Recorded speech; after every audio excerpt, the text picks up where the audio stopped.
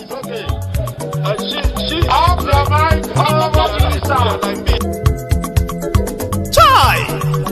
Now wow, people wey suppose talk truth to power don't off mic. And if we talk, now 500,000 they go summer us, call them hate speech. But fear not, Maiyegun don't come. Him go torchlight every corner, nooks and cranny of all these bad people where they spoil our country.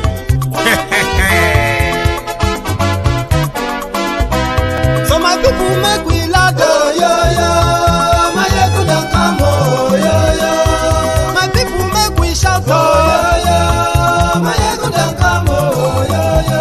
Maiyegun don't come, man of the masses, oh, yo, yo. Maiyegun don't come, oh, yo, yo. Maiyegun diary Politico, yo, yo. Maiyegun don't come, oh, yo, yo. This one not the off in mind, oh, yo, yo. Maiyegun don't come, oh, yo, yo. And in the touchlight every corner, oh, yo, yo. Maiyegun don't come, oh, yo, yo. Okay, some people be they holla say they want the power. Chai, them be promise us say we go get light and power. Nah. Them hustle sote they can't get the power. But now they know they do anything with the power. Every day, dollar just they get the higher power over naira. See them talk say make we off mind, but thank God say Maiyegun don't come. So my people make you laugh, oh, yo, yo. Maiyegun don't come, oh, yo, yo. My people make we shout, oh, yo, yo. Maiyegun don't come, oh, yo, yo. Maiyegun don't come, man of the masses, oh, yo, yo. Maiyegun don't come, oh, yo, yo. Maiyegun diary Politico, oh, yo, yo. Maiyegun don't come, oh, yo, yo. This one not the off in mind, oh, yo, yo. Maiyegun don't come, oh, yo, yo. Person where they do evil, no one make person talk. Them say that Maiyegun, that man too they talk. He too they talk. Say Maiyegun diary, he they hot like pepper. But every day then they take money in bulk. Woman picking, they the street they hawk. Still them talk say make we no talk. But thank God say Maiyegun don't come. So my people make you laugh, oh, yo, yo. Maiyegun don't come, oh, yo, yo. My people make you shout, oh, yo, yo. Maiyegun don't come, oh, yo, yo. Maiyegun don't come, man of the masses, oh, yo, yo. Maiyegun don't come, oh, yo, yo. Maiyegun diary Politico, oh, yo, yo.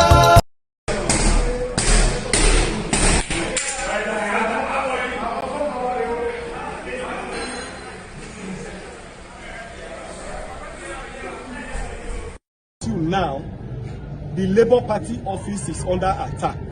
All the doors at the national headquarters have been broken and they have entered the office, purportedly trying to hold a meeting in the office. That meeting is not authorized by me, it's not authorized by the National Working Committee.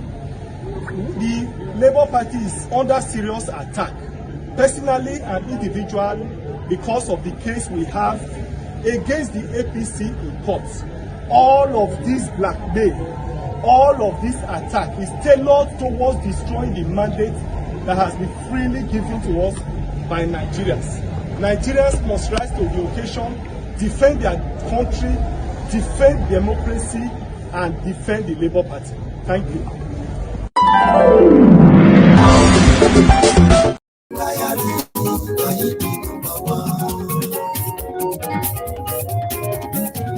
Maiyegun làwa mọ̀, àmọ̀ tó dòdòdò. Hello there. Ọ̀rẹ́ ara yìí. Lórí Facebook, lórí YouTube. Gbogbo bó ṣe ń lọ ni Maiyegun já wa sí. Àṣírí ọ̀jẹ̀lú kì í bò níbẹ̀ o. Thank you so much. Good morning to you, good afternoon to you, and good evening to you from wherever you are watching from. This is Maiyegun Live. Ṣé wàá gbọ́ níbẹ̀ o? Maiyegun diary Politico. Ọmọ wàhálà wà o. Kò sí lọ́rọ̀ Maiyegun diary. Share this broadcast. Invite your friends. Invite your not so friendly friends. It's going to be an interesting night. I can promise you that ahead. And then like the broadcast, read the caption, read the description, and sit back, yeah, and make your own contribution too.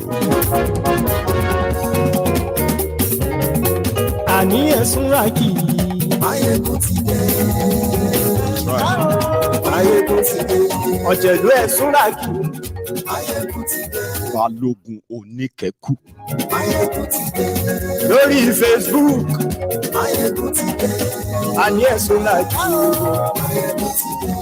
Lórí YouTube. APC ẹgbẹ́kẹ́gbẹ́ Tinubu desperados men. They attempted to take over Labour Party since, according to reports, the pressure to get Obi to withdraw his case against Kolu failed. So they decided to hijack the entire party even before the case starts. And it was so ridiculous, right? Ridiculously done that they brought a man that a lot of you are actually hearing for the first time. Lamidi Apapa, Abi Lamidi Wolf, Abi Lamidi Ibo, Lamidi Agbado. Omo, he has just one mandate, that old man, from wherever they got him from. One mandate. There will be some renegades that are going to get caught ex parte order. That's not like a case. So ex parte order is just to say, court will say, somebody will approach court and say, oh, I want to stop you from parading yourself as a chairman of that party. Okay? And then the court will be like, okay, stop parading yourself. So APC will then latch on that and take it national. They have judges, they have lawyers. Lamidi Agbado, that you have never heard of, just surfaced and said he is now the chairman of Labour Party. And in fact, he came with his executives. And their assignment is to make sure that the Peter Obi, that he didn't join them. He is not a member of a Labour Party. The two of them are not member of Labour Party. Therefore, Labour Party have no case against Tinubu APC. And therefore, they are also withdrawing the entire case. Guess those who were so happy after they finished the preparation. APC, Egbe. Have you been on social media today? Have you seen those, or since yesterday, have you seen those who are celebrating the new chairman of Labour Party? They are APC members. Honestly. And they are telling him to please act quickly, because they only have just about 11 days to go before Tinubu must respond to the petition, the presidential election petition. So, Lamidi has just one job: suspend Peter Obi or dismiss Peter Obi and the Dati, dismiss them. They are not members of Labour. After that, dismiss the entire executive of a Labour Party with a court order.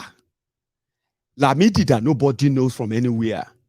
He currently have about 6 senior advocates of Nigeria, SANS, that are now working for him for his own faction of Labour Party. And they are saying that they are ready to take the case to Supreme Court. That Lamidi is the authentic chairman of Labour Party. Let me show you when Lamidi came. The first video you saw was after they came and they were gone. Mr. Lamidi. Hey there. Where is Lamidi? Bomofi Lamidi is insane.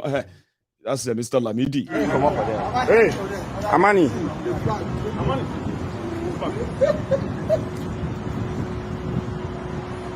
So now, let's hear from the chairman now. Let's hear from the video. Now, come on. Okay.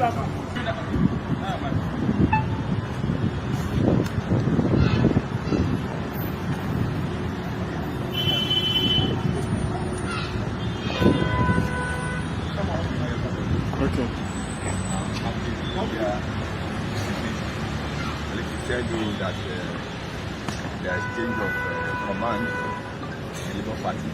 Very close so that you can give the voice.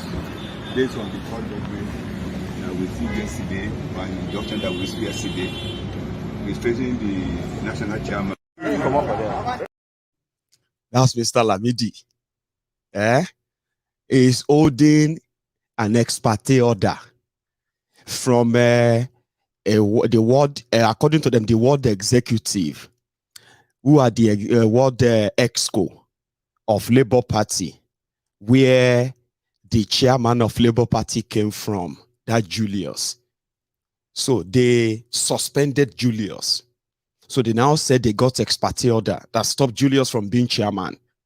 So Julius now went to court, right? And they dismissed the ex parte order. But Mr. Lamidi, you think he's only Mr. Yakubu Lumanche Baby Froster. That man are 80 years old though, with thugs and all that. They broke into the, including police, so they broke into the headquarters of a Labour Party yesterday. And that's them. That was them there. I'll tell you how they normally do it. I told you that, you know, what they are going to do in the coming days. A lot of you will be looking around and be like, what is going on? I'll kind of try to make you understand. See Mr. Lamidi, Agbado.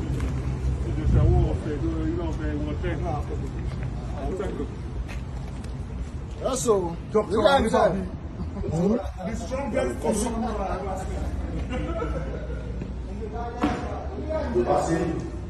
since Agbado absconded from the secretariat.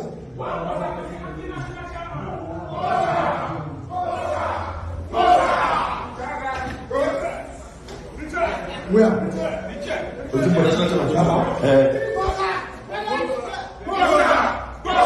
Nigeria, this is the incoming acting chairman of Labour Party in Nigeria. Elder Papa Lamidi Apapa, who will take Labour Party to a greater height. Thank you so much. And I have one of the fine boys. I beg for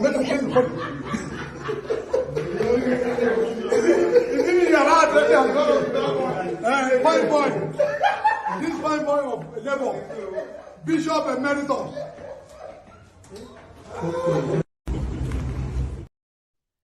Do you see the leaders, the supposed elders or leaders that are demanding respect from young people? Now, let me make you understand what is going on. In case, if this is strange to you, okay? Nigeria politics is one of the kind of politics in the world that defies all logics, explanation, nothing, no data, no nothing. Just some bunch of criminals who are grouped in bigger parties and smaller parties too. So in Nigeria, the establishment, they allowed two bigger parties, which they have kind of shared amongst themselves, okay? But in Nigeria, they also have other political parties too. So what the bigger parties, what they do is they plant mills or moles inside all those smaller parties. In fact, some of the smaller parties are just the appendages of the main parties.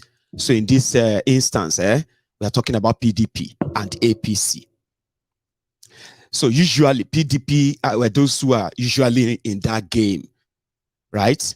You have a smaller parties where some of you are running away from PDP and APC, right? You will run to so that you think you can probably upstage them, only to get there to realize that their excos, chairman, and the rest of them, they are members of PDP, members of APC, but they are also members of all those smaller parties.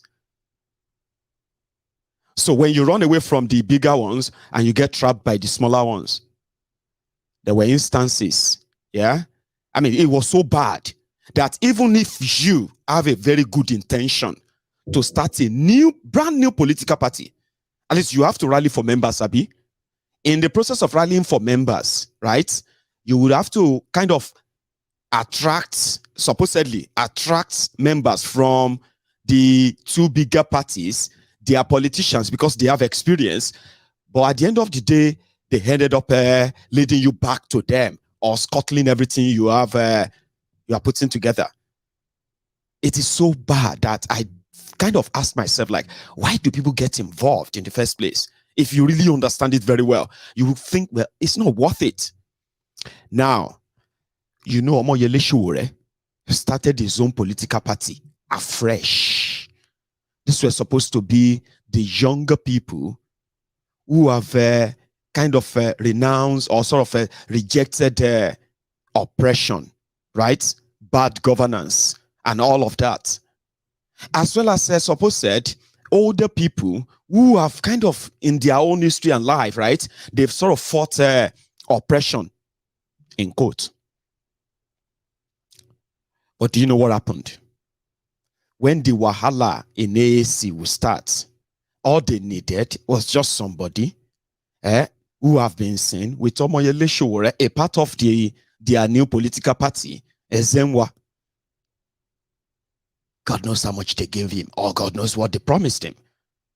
Omo, they decided, right, to take over Sowore's party, the party that the party that was supposed to be like inconsequential, according to the establishment, to that, like, well, Sowore, we are talking about real people. Omo, when they wanted to actually like undermine him and destroy that same structure, right? All they had is just to pick Nigerians from inside the whole thing and give them money.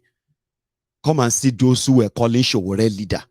Sowore trying to give them pathway. They then turned around and they started calling Sowore names. In fact, that Sowore must be expelled from his own political party. Guess those who were supporting them? APC. It started from Rivers State. Yeah. So when the obedience started, I still very much remember almost every day they will be begging on social media. They will be begging PDP, please give Obi your ticket. You can go to sleep. You can go to bed. We don't care about your history. We don't care about everything. You know what I mean? Just give Obi your ticket and then we'll do the rest of the job for you. I remember it got to a stage that some PDP vuvuzelas, they started attacking the supposed people who are just attracted. They were rejecting PDP. APC. And then they found Obi in PDP and they said, please give it to him, give it to him. Remember, there were those who also told him to go and contest. This guy didn't say, oh, I'm going to be president. Everything happened so fast on this same social media, right? It looked like it was a mirage. That was the original, the genesis of 4 people tweeting in a room. That was the reason why they were saying that they just multiply different fake accounts to be projecting like they are something, they are nothing. They are just 4 people tweeting in a room. That Peter Obi is just an online president. None of them believed that it could actually be so real in a space of 10 months. So what happened? This guy went, Obi, he was the only candidate, aspirant in PDP. He traveled all over 36 states in Nigeria, meeting PDP, until the last time when they told him that he's only wasting his time because he thinks good talk without money is what will win him the tickets. He doesn't have the money. So if he keeps saying that he's not going to give anybody shishi or anything, then it's just wasting his time. But they didn't know the kind of force behind him, the same force that has now forced APC to want to hijack Labour Party. Hijack Labour Party. So, then he left PDP before their primaries and he said, well, I will not have any money to give to delegates. That was the moment, according to the obedience, that was the moment Obi opened their eyes, right, to what is called delegates in political parties and what they do and what they stand for. They were so heartbroken that they actually vowed that they will make sure that PDP will become nothing, irrelevant. And that's what they did.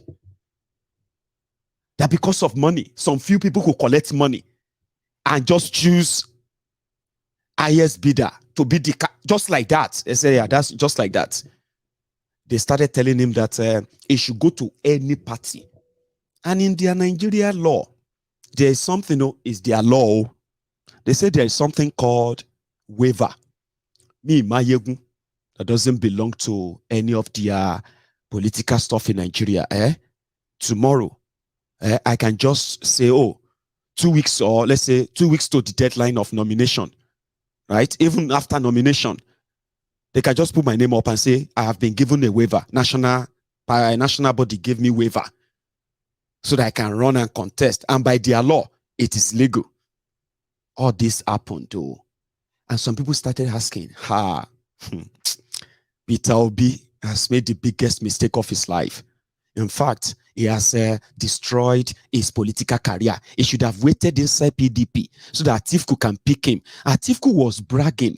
He said the only way for Igbos to be president of Nigeria was only through him. Only him. If Igbos want to be president of Nigeria. And Obi was impatient. You know what they expected? Dele Momodu came out and he said, they will teach Obi politics. He went to Labour Party. That he was a Labour Party presidential candidate. That when he spent his first 10 million and he couldn't see anything they did with the money, that he started sweating. That Obi, that they will shop him, they will hit him raw. Because they thought he was coming to Labour Party to come and ask the NLC or Labour Party members. Many of them were PDP members and APC members anyway. They thought he was coming to them so that they can take him and an opportunity to milk him. But when he arrived, the obedient, they overran them. They took over. The first day he announced that he's joining Labour Party. The Labour Party with just 1,400 followers on Twitter. In 24 hours, they flew to over 400,000 followers. Immediately, disobedient, they divided themselves into different parts. Those who are going to be redesigning the website for Labour Party, redesigning a campaign, proper one for Labour Party, redesigning the social media presence of Labour Party. All of this, all these old thieves, and young of them are waiting for PDP, APC money. Nobody cared about them. So you get, they've already put on what they have to put on. Their national chairman happened to be a young guy who just kind of, moved along with the whole thing. And he did well. That Abure or Julius, what's his name again? It was these young people, right, that took over the entire campaign. They started the mobilization for what? Where you can go and register and vote. Now them, no, not Labour Party, these young people. So they took everything over. So if you see anything about Labour Party, here you get, they will be the one to fight you back. There was no Lamidi, there was nobody. Lamidi was in APC. They were campaigning for Tifnumbu. All the people you saw in that video, I'll show them to you again. Then you understand that Nigeria had to finish. Tifnumbu hasn't taken over. They haven't sworn him in. It will duplicate everything you know in Nigeria. Every association that you know in Nigeria, it will duplicate them. Every political party you have in it will duplicate them. His role in engineering with a wiki to further kind of divide the PDP for his sake, cannot underplay. Abi? So these young people took over everything. Fundraiser, their campaigns, jingles, souvenirs, everything. Then they arrived at this and they feel like they have been cheated. And that moment, pressure started.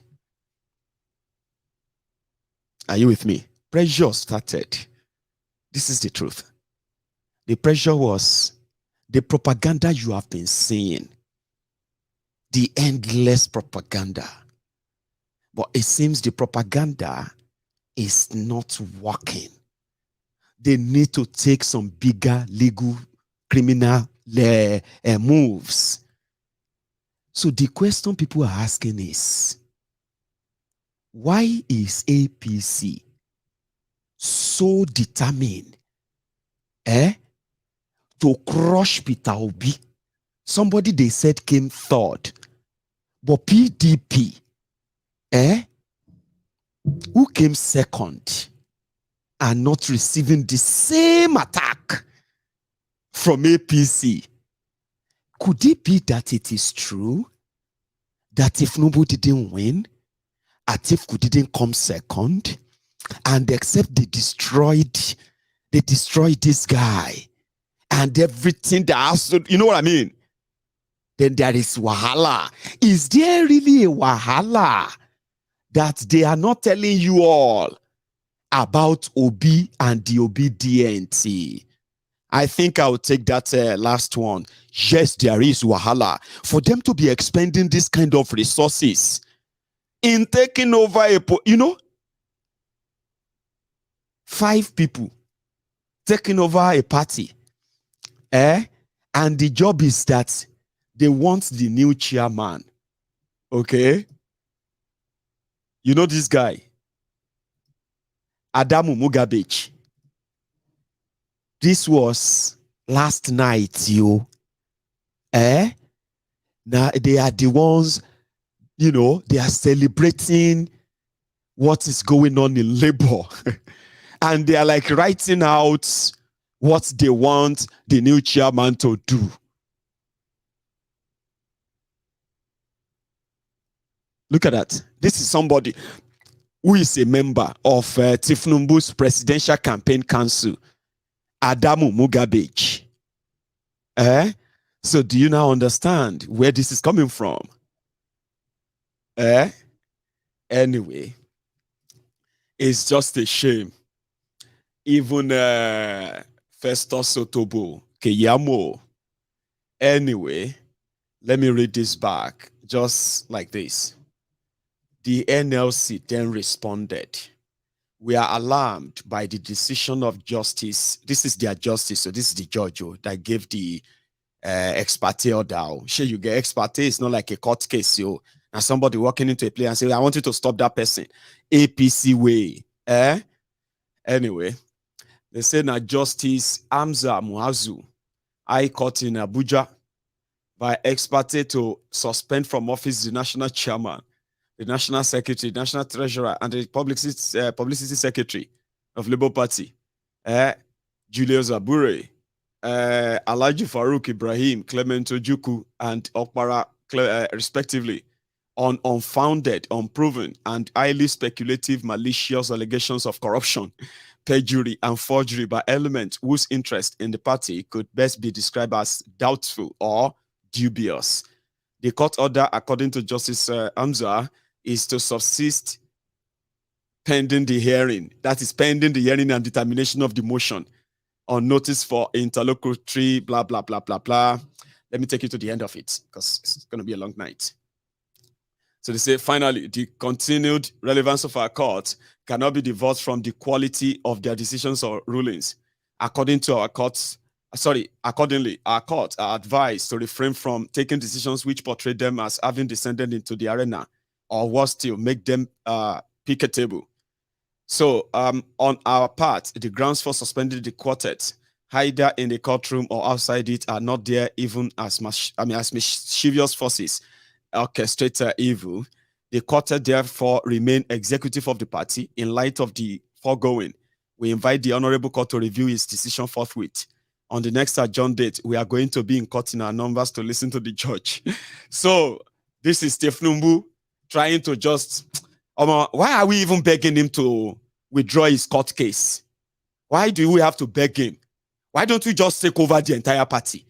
And our people can just, we have judge, we have a son that can do all the job within a week, okay? and then we can withdraw the case and there will be no court case at all. Can you even believe that? Eh? And somebody is calling the obedient fascist. Fascists are those who want to own everything and own everyone. If you disagree, you go to jail or you go to exile or you go to the grave. Those are the fascists. The idea of if you don't go our way, we'll take everything. Omo. Ugao. Hey. All they have to do is to go to court, and the court will say, for now, before we decide anything, for now, you cannot act in that position. And that's it. Really? And then APC, they are celebrating. Because you know what? The only job that this guy have is on Monday morning to go to court and say Labour Party is no longer part of the court case anymore. Because there is no problem with the election. They don't want any case anymore. They should pull out. But I have something for you. I don't know. I'm talking about president. So this man that Tifnumbu brought in, do you want to know his story? He is from Oyo State. Okay? The person behind this whole thing is Dapo Abiodun of Ogun State. Okay? So, Dapo Abiodun, the governor of Ogun State, is the one funding this current move. And there is a guy in that same Ogun State. There's a Labour Party in Ogun State. Okay? There is this guy there. He's called Arabambi and the other one. They are two guys. I have known these guys as executive of Labour Party, probably from 1999. And they are always members of APC today and PDP tomorrow, any government in power. So these Arabambi guys are those who went to courts, okay? And then decided that, when this whole thing started, when this election went the way it went, they were those who started the court case, okay? And and that's how they do, that's what they do. I know, if you want to know them very well, right? You can look them up. That's what they do. They will have judges, they have lawyers, they have media. Channels Television actually gave them the platform to broadcast to millions of people that Labour Party has a new chairman. There was no basis for it. There's nothing. He was granting an interview and he said, what they want to do is to pull out from the presidential election petition that Obi is filing. They don't want to be part of it because there's no problem with the election. Those guys who were with Obi, they have destroyed Labour Party. Okay? And this man came to come and make Labour Party better, and they cannot go into legal whatever. From Oyo State to Ogun State, then to Abuja. Here you get. And you can't really trace it straight away to Tifnumbu directly, but of course you know. Yeah? Now, I'll take you back to that clip. Here, when the urchin arrived.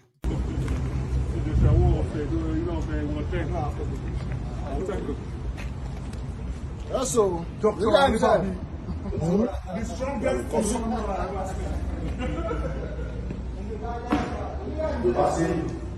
since Agbado has funded from the secretariat.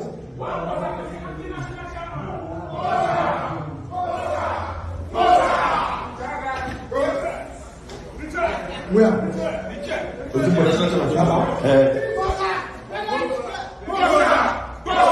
Nigeria, this is the incoming chairman of Labour Party in Nigeria. Elder Papa Lamidi, a Papa who will take Labour Party to a greater height. Thank you so much. And I have one of the fine boys. I beg, come on, let them get the body.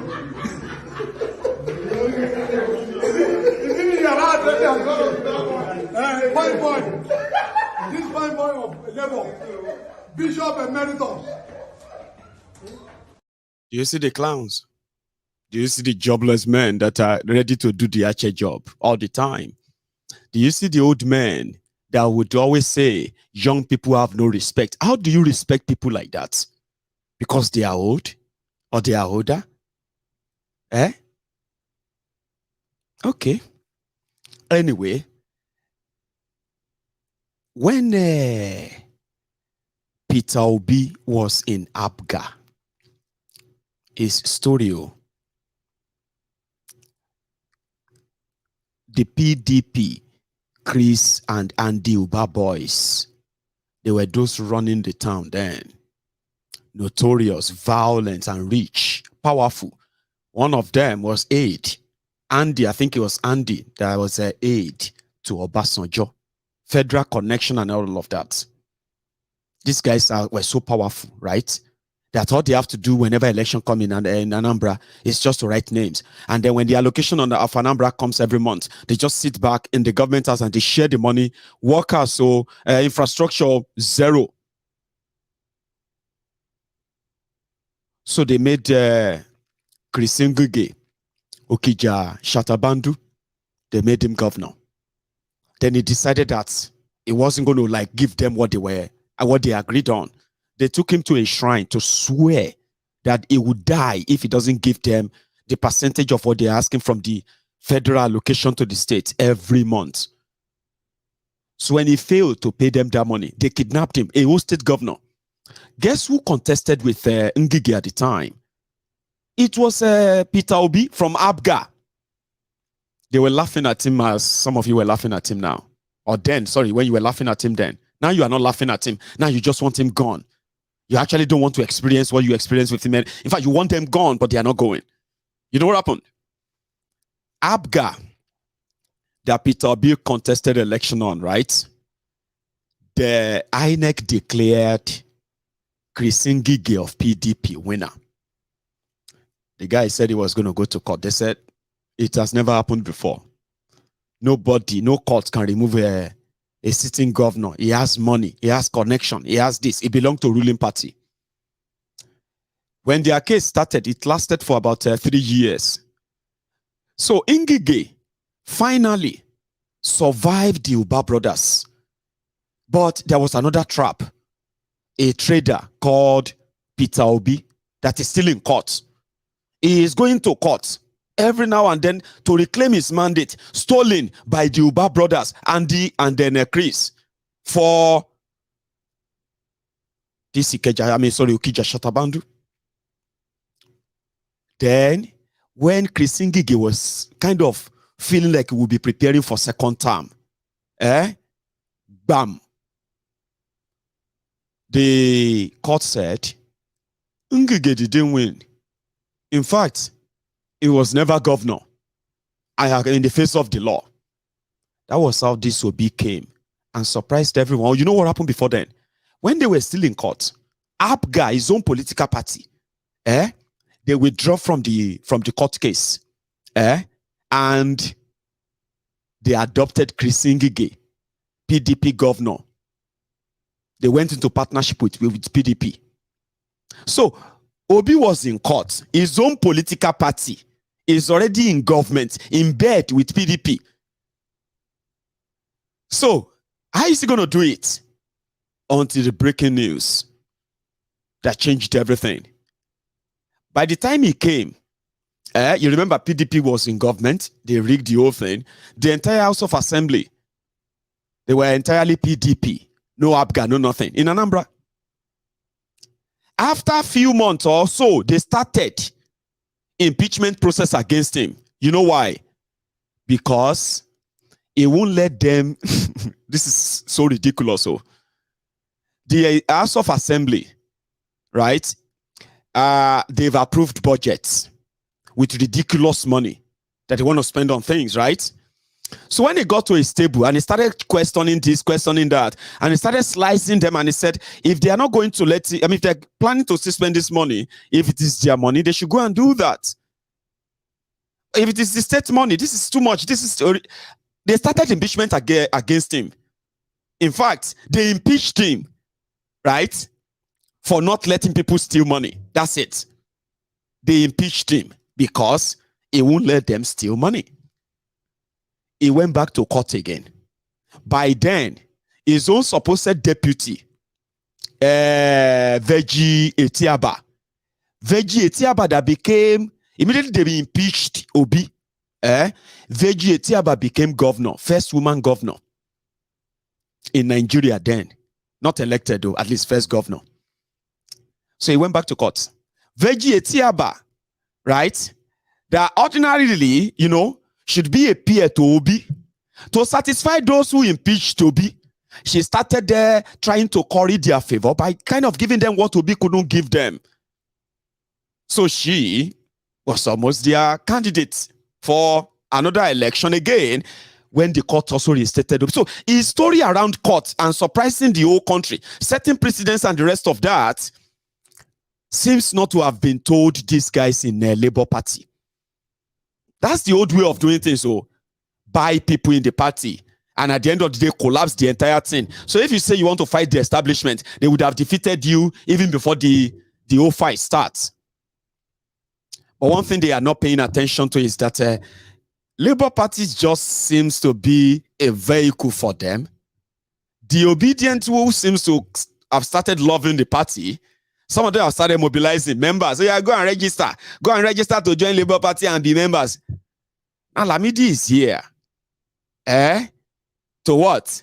To put a total break into your rolling wheel. But you trust the obedient. Anyway, some of their leaders responded. Listen to this. They'll tell you their story. Abuja, APC want to take over Labour Party. Omo, me ugbori.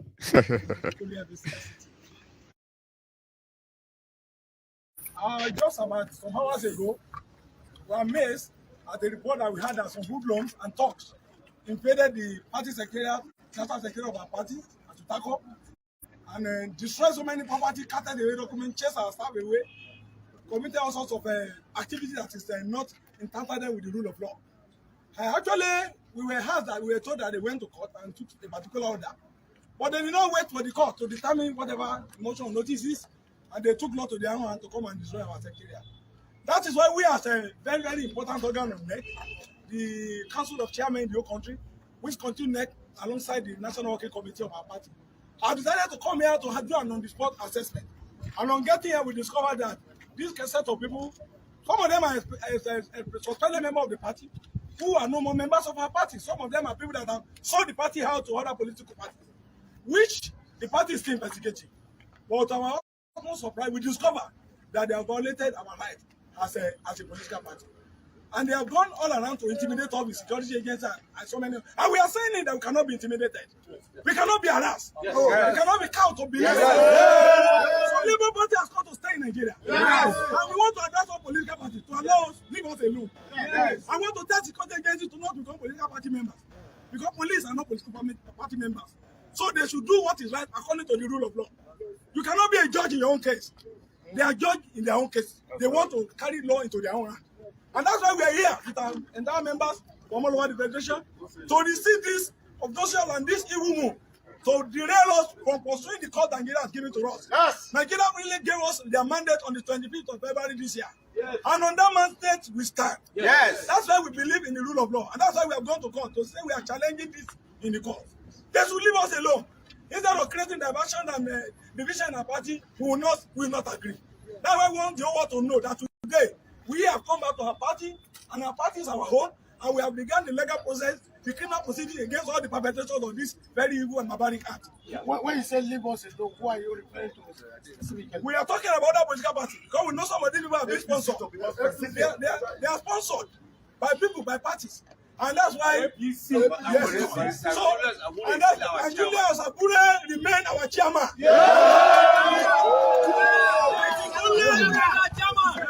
It is only a court of competent jurisdiction and also the National Executive Council, which is net that can remove it.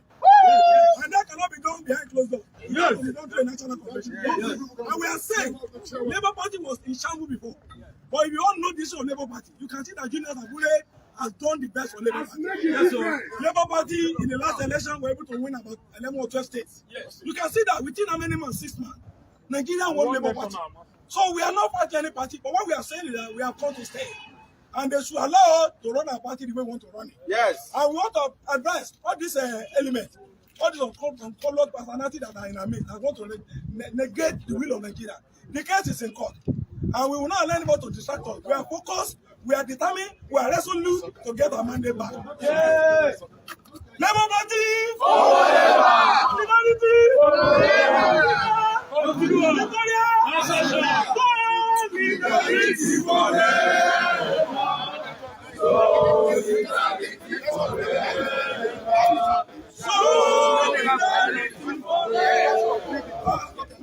You want to talk to me? Okay. Identify yourself. What state are you from? I'm from Kwara State. Your name again. My name is Hijacking. So please identify yourself. Yes, my name is Barrister Kasmian Chenabo. I'm the chairman in the Labour Party. Well, what is happening here is very unfortunate because Labour Party is a party of rule of law. And our principal, P2B, has maintained that we must be guided by the constitutional provisions of this land and the rules of the party. And it is very unfortunate that those who have run this party for some years are doing acts of brigandage and criminality in terms of enforcing their own rights. You cannot take law into their hands. The provision of the law is very clear. And the mechanism of resolution of conflicts in party is very clear. In our constitution, you have to ensure that mechanism before going to court. And we went to court, obtained an order, and we came back to enforce the order by ourselves. It is really very unfortunate because there are frivolous provisions of the act. What I'm saying in effect is this. They went to court on ex parte motion, and in the ex parte motion, they mixed criminality with civil proceedings, civil process. And the judge the court that gave them that order erred in law because there are a lot of cases by Supreme Court that once you have element of criminality in any motion, you must put the other party in motion on notice so that he'll be heard. You cannot kill a man, you cannot shave a man's head in some sense. And they have done this to this party. And we are saying, we are referring to a party in particular in this country that is known by act of criminality and brigandage, and that is APC. APC should leave Labour Party alone. We won the election in this country fair and square by P2B, and we have been abided by rule of law. We went to court to challenge it. They should allow the court process to finish. What they are doing is to enforce their machineries on Labour Party, and it's all Labour Party nationwide, and we got the case in court. And Labour Party will say no to that act of criminality. Yeah. So on this note, we are saying Julius Abure is the authentic chairman of Labour Party in Nigeria. And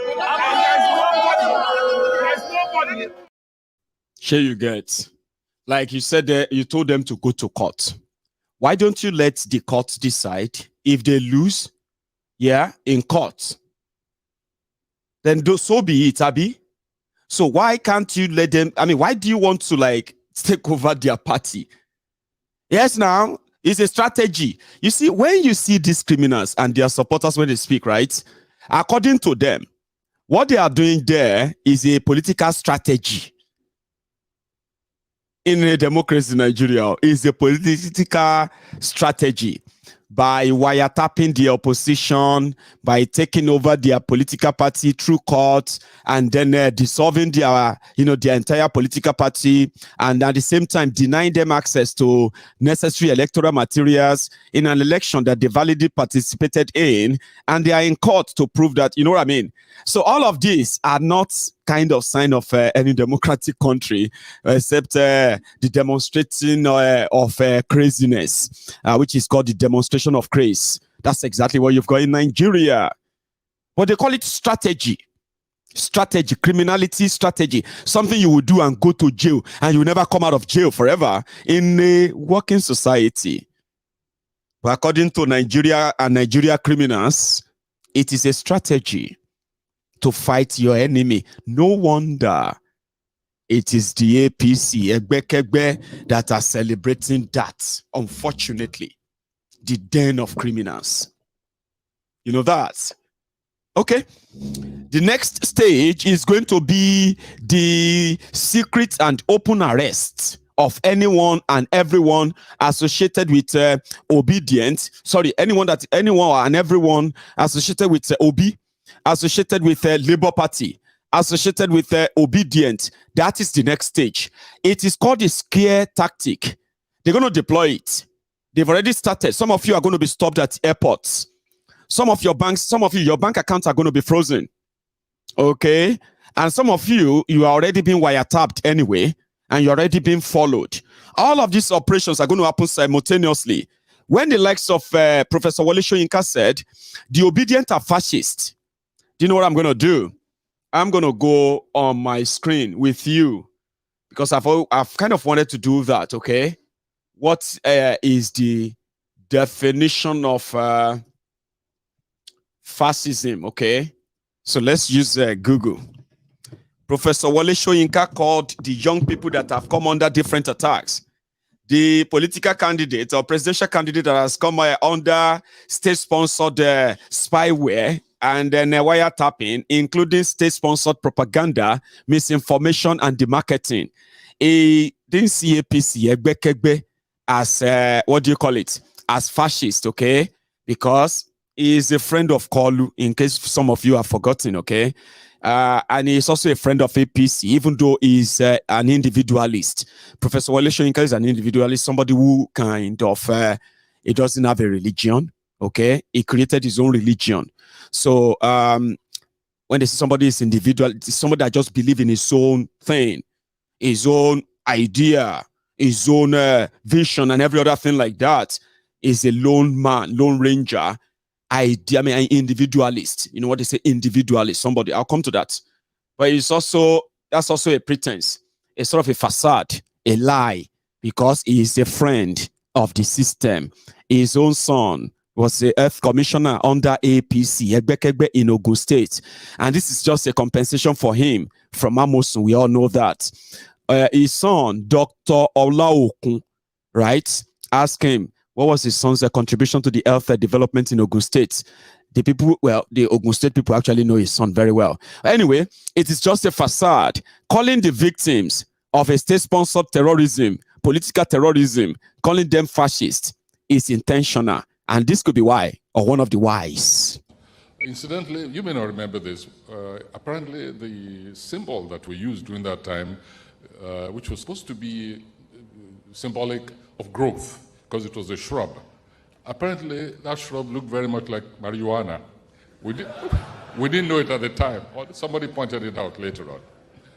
But finally, Bola said, what are we going to do? We have to find funds. I said, well, you're the businessman. What can you do? So, well, I've heard that there's a rice line between Taiwan and other places. I think that I can get a contract to sell rice between Taiwan and Africa. So I said, well, okay, go ahead and sell rice. He said, yes, but you see, they require letters of recommendation. And I said, well, so you have to write one. I said, me, I don't know anything about rice. I don't know anything about business. Nobel laureate. Write and say, we're trading in rice. Give the letter to me. I will take it to the government of Taiwan, and they will supply the rice. I will sell. I will use the money for the revolution. That's Professor. Anyway, when he called the obedient fascists, now look at your screen, right? This is the definition of a fascism. So those of you who are possibly also wondering like me, so let's check it out. Okay, so say fascism. Or fascism, a way of organizing society in which a government ruled by a dictator controls the lives of the people, and in which people are not allowed to disagree with the government. So the rise of fascism in Europe before World War. So if you go a little bit further, right, and say, what does fascism mean in simple terms?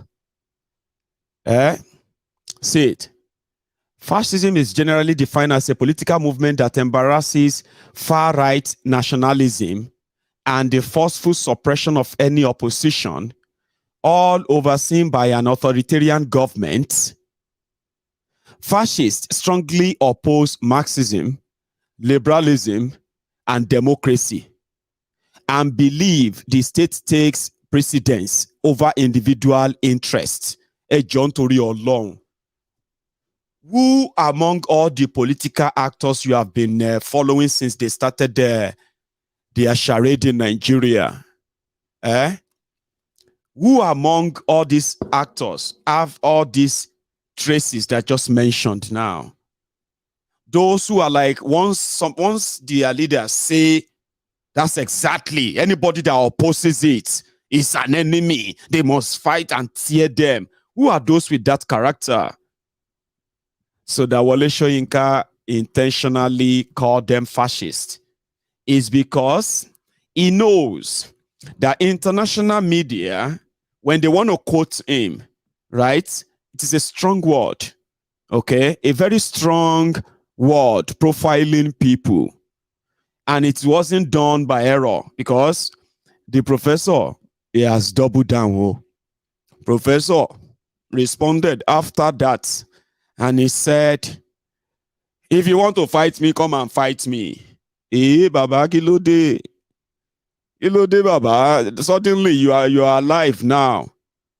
A lot of people have been asking of you for the past 10 months when APC, Egbekegbe, went on this their Muslim jihad, turned the country apart, and suddenly Baba want to fight. He is asking Dati for a debate, by the way. He's asking Dati to come out and debate him. I said, Kilefe debate, sir. On what basis, Gango? What will be the point of your debate? To debate economy, or to debate election, or to debate what exactly? To debate law. Sure you get. Somebody has something for him, and he stays. A situation where a Nobel laureate, all of us virtually defy beyond canonization, begins to now have a cloud of doubt before him, losing a moral compass and talking about fascism. That's the most individualistic human being I've ever seen in my life in terms of individuality of the human subject. Soyinka is not bound to anything in terms of guided by individuals or spirits. He's his own being, his own entity, ontologically speaking. For him now to descend into the arena, not make comments that are worthy of him before the election, with ethnic profiling, with violence in Lagos, and suddenly way into this matter. Many stakeholders have said, is that the Wole Soyinka we know? Well, in fairness to him, he did condemn the issue of ethnicity and all the rest of it. That looks almost casual, almost like parenthetical construction in terms of narrative. That's a different matter altogether. Let me not be too harsh on our mentor. Somebody brought us up in the field of literature. We'll let you know, Chape. Focus on those in government. Focus on Lai Mohammed. Focus on the campaigning frustration of Bola Tinubu. Focus on the people who speak for him, who write to NBC, who ask journalists to be sanctioned when they've not even taken power. Nigerians should be alarmed about what is coming before them. That's the real fascism Soyinka should be talking about. A fascism of a president-elect whose own strategic communication team is choking down the life of the media. Is actually telling them to be prepared for having a rough ride that Buhari even never gave them. He treated the media women with contempt and he snubbed them. Okay, that's fine. He didn't care. He didn't bother. These ones are telling you, we're going to match you every inch. The space you created for yourself in the past 8 years, we're going to shrink it. Well, listening to you talk, I'm quaking in my boots at the moment. It's messy. No. I mean, it's not funny. It's not funny. Because that is exactly what is coming. The media will be choked down. The people will be fed with trash. And the real fascism is that anybody that opposes that, these guys are staging protests. That Nigerians should not protest. That the Nigerian police, Nigerian army should stop Nigerians from protesting because of that election. They are not in power, but they are not fascist, according to Soyinka. And people that are kind of trying to you see, a lot of you want to use these old glories. Just like Nigeria. Some of you don't even know that. The real new glory that our own children will probably have to look back and say, oh, that time and that time, are the glories that they are dimming now, they are destroying now, that they actually don't want them to come. Now, Nigerians are now going abroad for glory. Anthony Joshua, Omo Yoruba Tata, Omo Shagamwe Luku Mede. Anthony Joshua that represents Britain, not Nigeria. So we are now importing. You see, look at this one now. Chimamanda, a world-renowned, award-winning publisher, writer, publisher. But they are aware they are safer outside Nigeria. Sure, you know. So Nigeria living on old glory. When Nigeria was in Nigeria, do you know Nigeria? When Nigeria was Echo Monk, and all of this thing. You don't know Nigeria. Nigeria has old glory. Old glory. You suddenly turn to slaves in your country. The people that used to speak up and stand up for the people, they became sucked into the system, and they started speaking in tongues. Some of the young people don't even read Soyinka anymore. And what they know about him is that what people said, everybody always talk about this man and all of that. But see, they put him in the square to open him up for dragging, and now he's asking for a debate.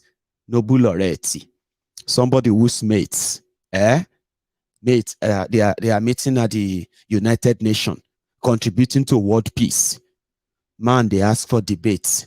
You want to debate constitution with dirty. You want to debate treason with dirty. You want to debate the behaviors of the young people who are intolerant. Yes, they say that disobedient are intolerant. That is debatable. You know that. It's debatable. When you see elderly people misbehaving, supposedly elderly people, most of them now misleading young people. They misled them in 2015. They told them lies. Buhari, it was Buhari that wanted to change Nigeria. It was Buhari this and that. They deceived young people. And then they left them in the cold. Then they started living they started walking about with this moral, what do you call it? This moral compass. Don't disrespect your elders. Don't talk to Buhari like that. Don't you have a father at home? Now there are those who are now saying that young people are disrespecting them. Sure you get. It's debatable. You want to bully them. You misled them. Some of them bullied, misinformed. They believed in your change and all your lies. Soyinka is not even forgiven for his role in bringing Bokwari to government, where he publicly called the wife of a president of a country. He called her. See, I want to remember, you see, with all those grammars that nobody actually cares about anymore, all those meaningless grammars. It's just because, wow, nobody cares about those things anymore. Let's be honest, okay? Now, he called the wife of a president something like a bedroom appendage. He didn't want to say the wife of the president. Said the bedroom appendage, who is a hippopotamus to a King Nebuchadnezzar. Do you know what happened to King Nebuchadnezzar? He turned to animal and he was feeding on grass. That's what Soyinka said. In that position, he was fighting for Nigeria. He was outspoken. They praised him. The progressives. Professor Tisoro. Kongi Tisoro. That same man, which I believe in his way is true, that the obedient are intolerant. They don't want to listen to you. They don't want to listen to your romantic words. They know now when people are trying to deceive them. You can't use big English to deceive them anymore. Go straight to the point or go to hell. And they don't care about your age. Have you not seen the rage in the land? How could you deny that and then decide to kind of label them? They call them fascists. Fascists, that means because they disagree with them on social media. They haven't attacked anybody and they have not threatened anybody of anything, but every day they receive threats, some of them being attacked, some of them being killed. But those who are killing them, those who are attacking them, they are justifying the attack on them because the obedience are not bending for them on social media. That's the reason, and they have to die. A lot of you actually buys that and you are with them. But don't worry, it is called doing justice. Everybody will have a bite. Let's go back to that Abuja again, because there's some other story there. After the whole drama, the police have now taken over the Secretariat of Labour Party. You should expect more and more and more. In fact, more media presence for Lamidi Agbado, Lamidi Wolf, and his other thugs. They will give them so much media presence that, in fact, but it is APC doing all of that. So you can think of what is going to be yours when they finally get that power. Here is the other part of that conversation. Let's step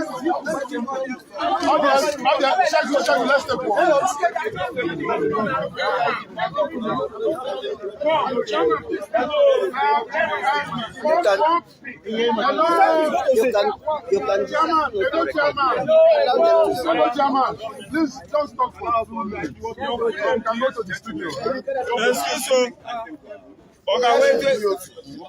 Your body passes. Well, I am Comrade Agbado KSC, a distinguished member of NSC.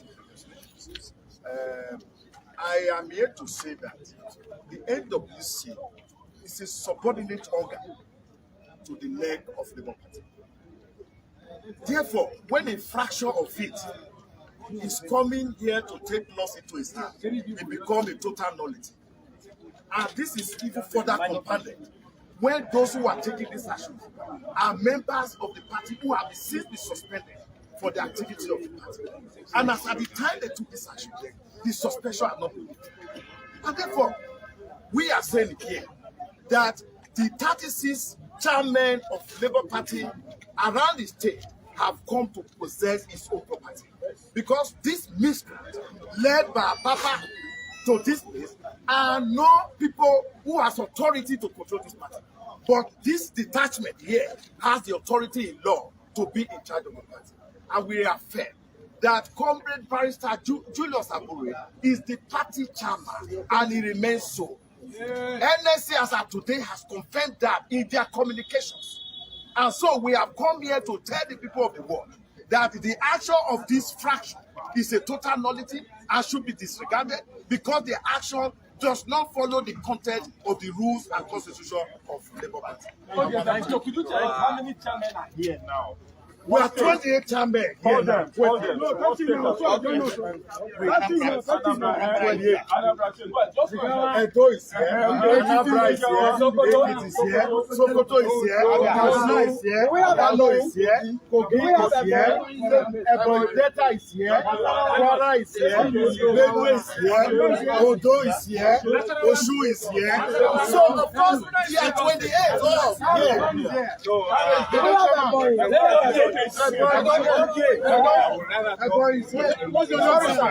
are not taking any.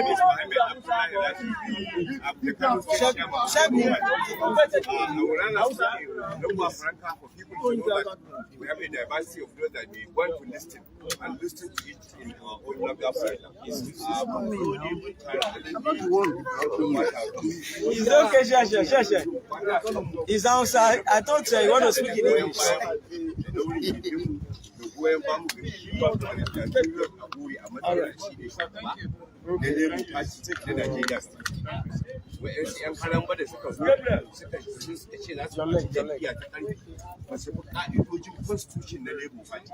wanda ke ɗaya daga cikin ƙa'idojin Labour Party ɗin nan shine suka yi doka akwai ƴan WC wanda sai sun zauna kuma sai an fidda NEC sannan a je a yi convention sannan a ce an fidda sabon shugabanci.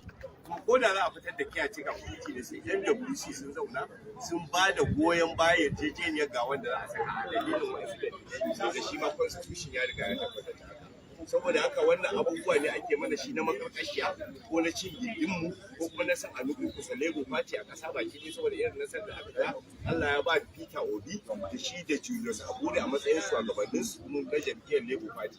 Saboda haka muna nan akan bakanmu na cewa ba za mu gudu ba za mu ja da ba mun masu bin doka ne mabiya doka ne doka kuma da muke bi su babu alama wanda suke so su fari jam'iyyar ta karfin siyasa suna bin doka duk da ba sa bin doka to za mu iya fito musu da shi. Amen. See, if you are speaking a language I don't understand, I don't care what you are saying. I'll just say Kokari Aluala. Amen. Because immediately after that thing, right? Aha, Nigeria police. Let us go and provide security. Labour Party, they fight.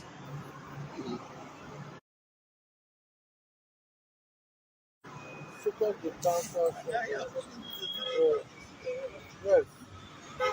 You know, initially when I come and go there, I see them.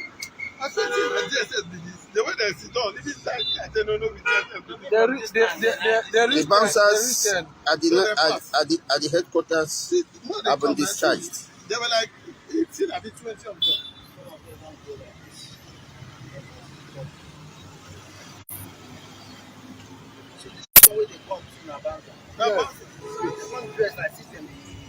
They have to 20. Special forces. Yeah, they tell you now. When I see some of them, they are most. They are up to 20. The bouncers have been evacuated from the national headquarters of Labour Party.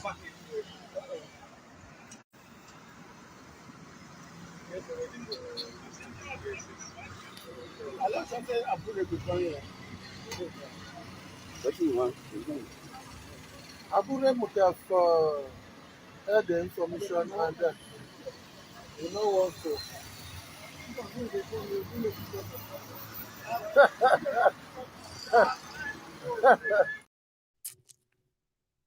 Now, so they be obedient.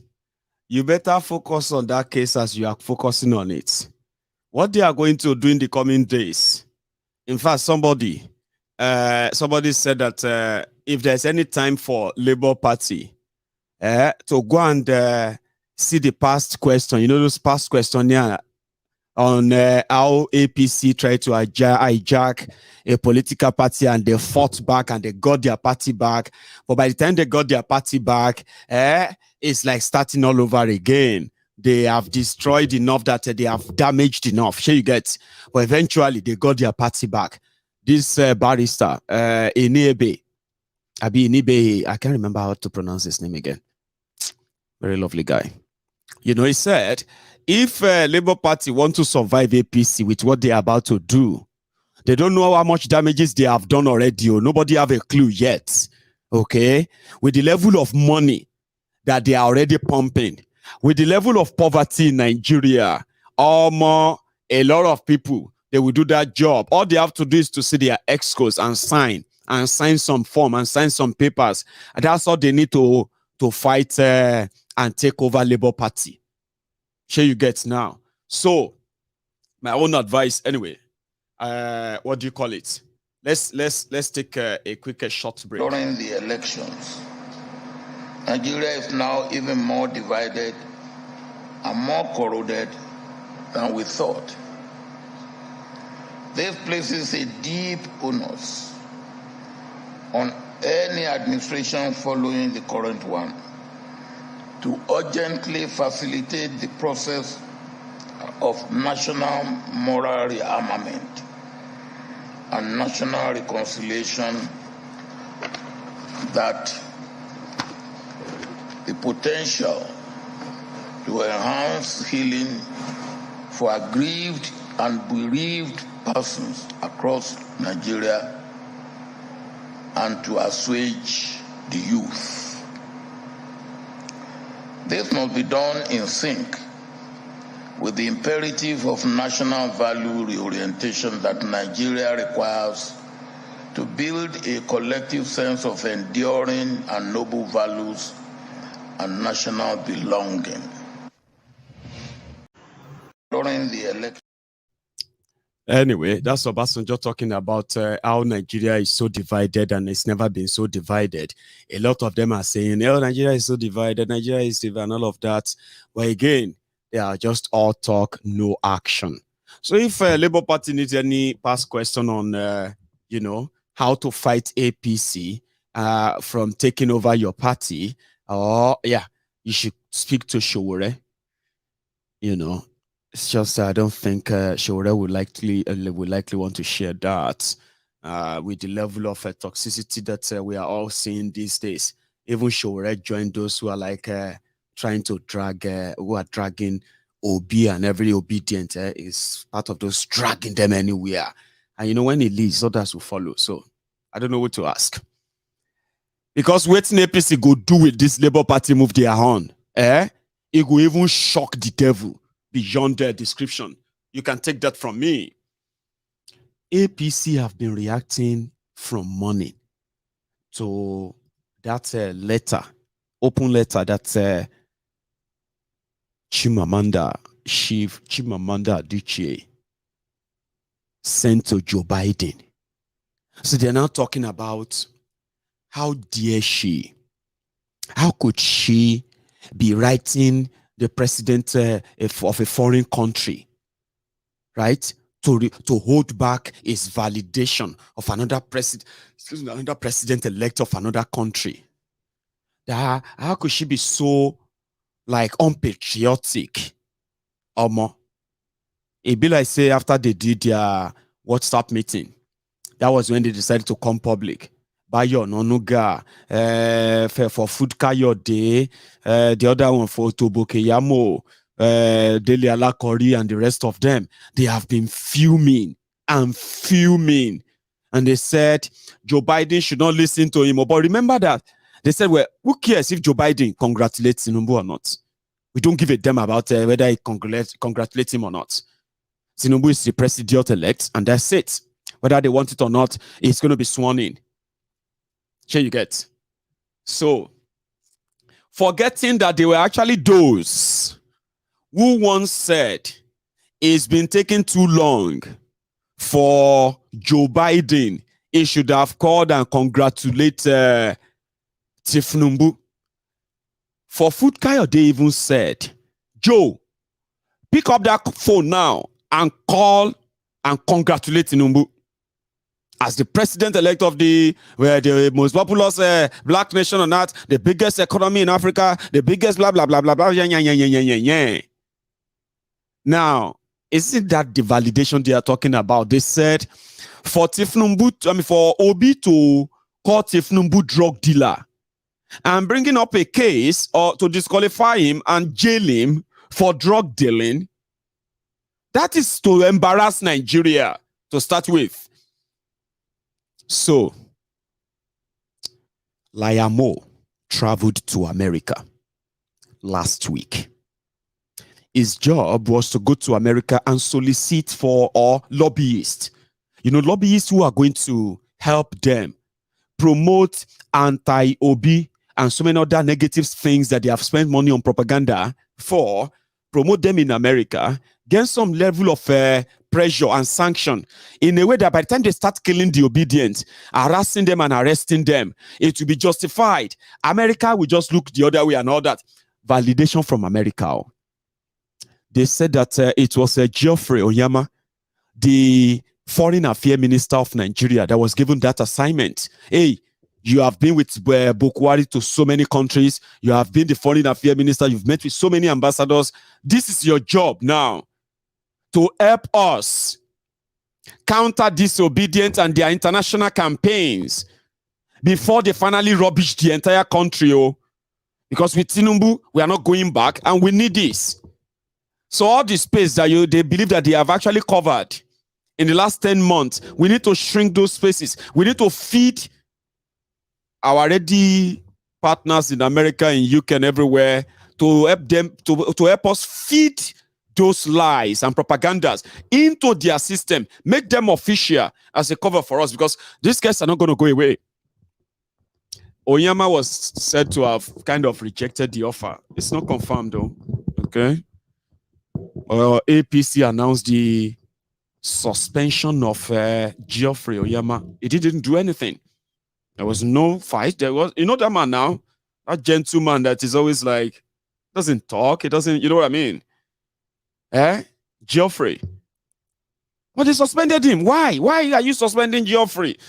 The obedience came out and said, now because he rejected to go to America to help them blackmail Peter Obi. That is why they said, nah, then what are you doing with us? Go away. Well, I mean, it makes sense now. Here you get. Maiyegun's propaganda is not true, but they suspended him. Do you know why they suspended him? Why did APC suspend Onyema? It's because of anti-party. Takula. The beru along, fear God. Onyema, the one we know they contest anything. Sometimes you just be wondering which state did he come. I mean, which state did he come from? He's doing anti-party. Takula. Beru along. Anyway, it doesn't matter. They've announced that he must be suspended. And they said, no, it's because, you know, if he go America. So Layamo has been in America for a while, trying to planting their propaganda here and there. Unfortunately, it was America that Layamo, I think he's still in the US, yeah? Layamo, the lying old rogue, it was in America when when Chimamanda's bazooka hit them. They don't do the audio of it. Listen to it in part. Chimamanda Adichie. You know, last time when I tried to read a letter, I tried to. But I warned all of you before that there are some of these are English and words that some of them I don't even know how to pronounce them, and I'll just try. She did pronounce them by herself here. Listen, the letter that got to Bokeyamo, Deli Alakori. What's the other one? For Food Kayode, as well as who else again? Bayo Anonuga. This. Listen to this attentively. Chimamanda. Agbado accent in baje. Accent in go. American accent, abi? Fraud. Elections would be rigged because elections were always rigged. The question was how badly. Sometimes voting felt like an inconsequential gesture as predetermined winners were announced. A law passed last year, the 2022 Electoral Act, changed everything. It gave legal backing to the electronic accreditation of voters and the electronic transmission of results in a process determined by the Independent National Electoral Commission, INEC. The chair of the commission, Professor Mahmoud Yakubu, assured Nigerians that votes would be counted in the presence of voters and recorded in a results sheet, and that a photo of the signed sheet would immediately be uploaded to a secure server. When rumors circulated about the commission not keeping its word, Yakubu firmly rebutted them. Nigerians applauded him. If results were uploaded right after voting was concluded, then the ruling party, the All Progressives Congress, APC, which has been in power since 2015, would have no opportunity for manipulation. Technology would redeem Nigerian democracy. Results would no longer feature more votes than voters. Nigerians would no longer have their leaders chosen for them. Elections would finally capture the true voice of the people. And so trust and hope were born. By the evening of February 25th, 2023, that trust had dissipated. Election workers had arrived hours late or without basic election materials. There were reports of violence, of a shooting at a polling unit, and of political operatives stealing or destroying ballot boxes. Some law enforcement officers seemed to have colluded in voter intimidation. In Lagos, a policeman stood idly by as an APC spokesperson threatened members of a particular ethnic group who he believed would vote for the opposition. Most egregious of all, the Electoral Commission reneged on its assurance to Nigerians. The presidential results were not uploaded in real time. Voters, understandably suspicious, reacted. Videos from polling stations show voters shouting that results be uploaded right away. Many took cell phone photos of the result sheets. Curiously, many polling units were able to upload the results of the House and Senate elections, but not the presidential election. A relative who voted in Lagos told me, "We refused to leave the polling unit until the INEC staff uploaded the presidential result. The poor guy kept trying and kept getting an error message. There was no network problem. I had internet on my phone. My bank app was working. The Senate and House results were easily uploaded. So why couldn't the presidential results be uploaded on the same system?" Some electoral workers in polling units claimed that they could not upload results because they didn't have a password, an excuse that voters understood to be subterfuge. By the end of the day, it had become obvious that something was terribly amiss. No one was surprised when, by the morning of the 26th, social media became flooded with evidence of irregularities. Result sheets were now slowly being uploaded on the INEC portal and could be viewed by the public. Voters compared their cell phone photos with the uploaded photos and saw alterations, numbers crossed out and rewritten. Some originally written in black ink had been rewritten in blue, some blunderingly whited out with Tipp-Ex. The election had been not only rigged, but done in such a shoddy, shabby manner that it insulted the intelligence of Nigerians. Nigerian democracy had long been a two-party structure, power alternating between the APC and the People's Democratic Party, until this year, when the Labour Party, led by Peter Obi, became a third force. Obi was different. He seemed honest and accessible, and his vision of anti-corruption and self-sufficiency gave rise to a movement of supporters who called themselves Obidients. Unusually large, enthusiastic crowds turned up for his rallies.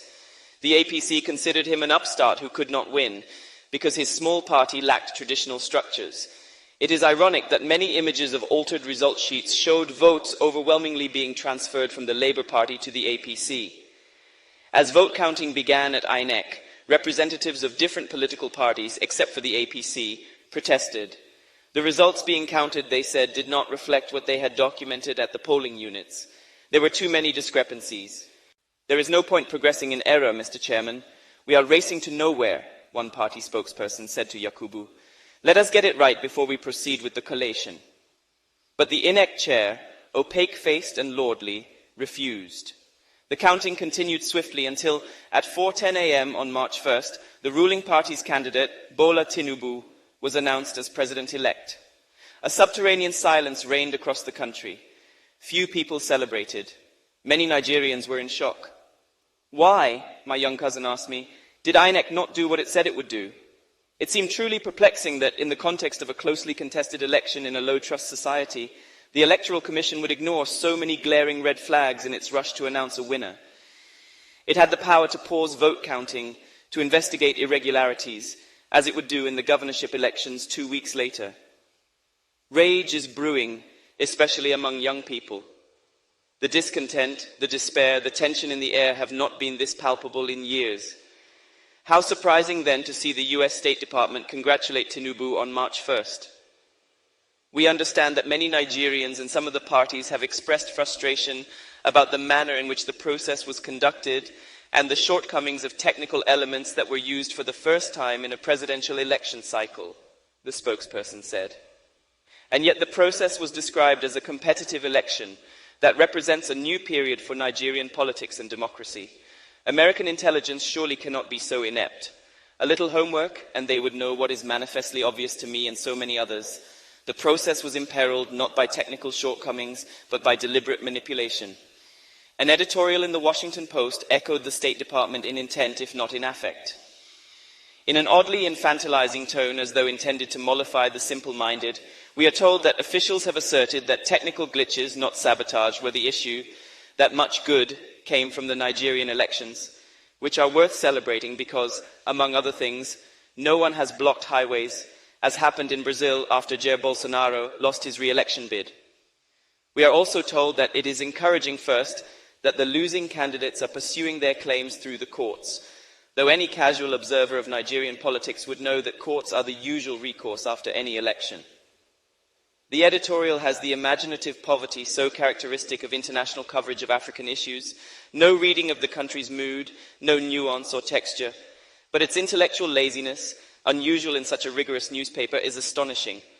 Since when does a respected paper unequivocally ascribe to benign malfunction something that may very well be malignant, just because government officials say so? There is a kind of cordial condescension in both the State Department's and the Washington Post's responses to the election. That the bar for what is acceptable has been so lowered can only be read as contempt. I hope, President Biden, that you do not personally share this cordial condescension. You have spoken of the importance of a global community for democracy and the need to stand up for justice and the rule of law. A global community for democracy cannot thrive in the face of apathy from its most powerful member. Why would the United States, which prioritizes the rule of law, endorse a president-elect who has emerged from an unlawful process? Compromised is a ubiquitous word in Nigeria's political landscape. It is used to mean bribed, but also corrupted more generally. They have been compromised, Nigerians will say, to explain so much that is wrong, from infrastructure failures to unpaid pensions. Many believe that the INEC chair has been compromised, but there is no evidence of the astronomical US dollar amounts he is rumored to have received from the president-elect. The extremely wealthy Tinubu is himself known to be an enthusiastic participant in the art of compromising. Some Nigerians call him a drug baron because in 1993, he forfeited to the United States government $460,000 of his income that a Chicago court determined to be proceeds from heroin trafficking. Tinubu has strongly denied all charges of corruption. I hope it will not surprise you, President Biden, if I argue that the American response to the Nigerian election also bears the faint taint of that word, compromised, because it is so removed from the actual situation in Nigeria as to be disingenuous. Has the United States once again decided that what matters in Africa is not democracy, but stability? Perhaps you could tell British Prime Minister Rishi Sunak, who quickly congratulated Tinubu, that an illegitimate government in a country full of frustrated young people does not portend stability.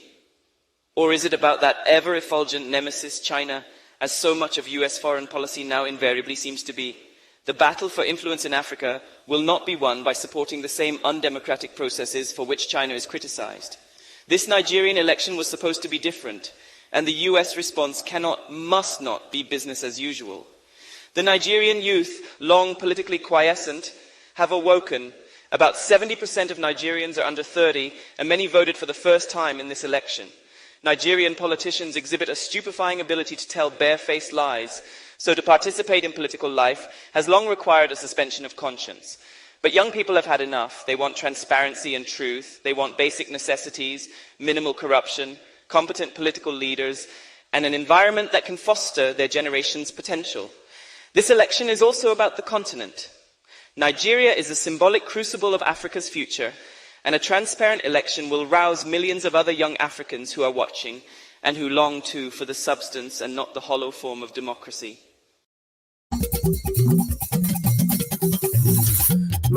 Thank you. How many of you will believe that wasn't Chimamanda talking? It was an AI generated voice. How many of you will believe that? I know some of you do know. Some people are already saying, no, it's AI generated. Now, computer generated the voice. What they did, what they call the AI, what they did was that they will go and pick Chimamanda, where Chimamanda was giving speech. They will pick and record that voice and then shoot it inside the AI.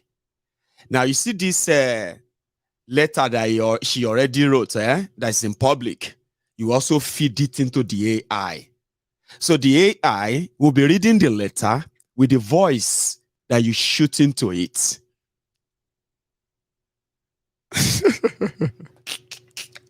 Sorry, I told you that, come and see the accent. Come and see the voice. I love the accent. And a lot of you actually possibly just listen to the accent. And I started seeing people say, see voice. You they see voice? You feel see voice? I was reading the comments. Some of you are saying, almost see voice. See voice. See this one. Oh.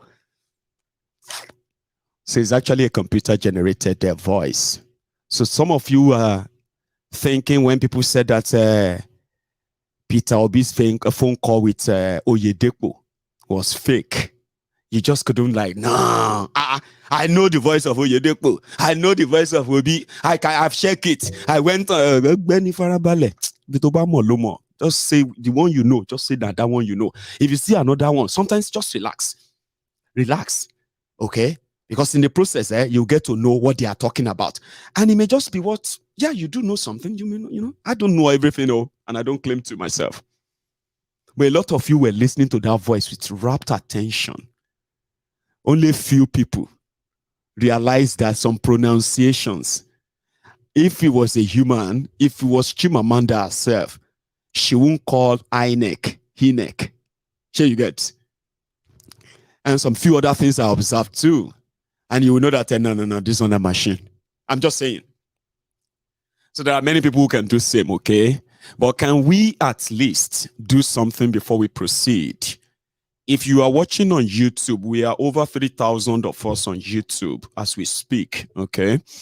Now, if you haven't paid your offering is to like the broadcast. Just leave the chat room. You need to close the chat and then go under the video itself and just like. And if this is your first time, second time, even third time, a few times as well, and you've actually not subscribed onto MaiyegunsDiary Politico, come on, what are you waiting for? You've been here a few times, but you just don't feel like you should subscribe. Yeah, people subscribe and they take it away again when I say something they don't like. Of course.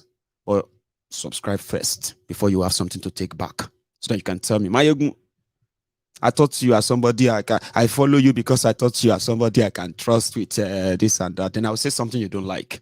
I will just take away your subscription. Then you come back later. But Do it first, okay? Now we have over 800 of us who have listened to that. So if you have done it, don't do it again. Because if you go back there and click, you remove your offering. Oh.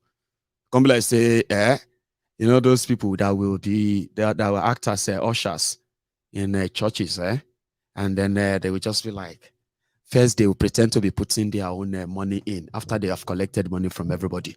Then they will put their hand in the pocket, and they will dip the hand in the jar, and they will take some extra. They say, I'm just taking change, you know, something like just take 400 naira. They say, 400 naira, yeah, I put 500 there. I want to pay 100 naira. Sure, you know those people, so don't be like them. Once you have already dropped the offering, don't worry, just continue listening, because the next stage of our conversation right now has to do with Nigeria generally. You see, this Afa, maybe it's not even Afa, sure you get, but the way he dressed and what he's saying, I'll speak on that now before I go to the next one, right? Northern Nigeria. Ta zaben mu suke musulmi da mataimaki Kirista normal suke zaben mu.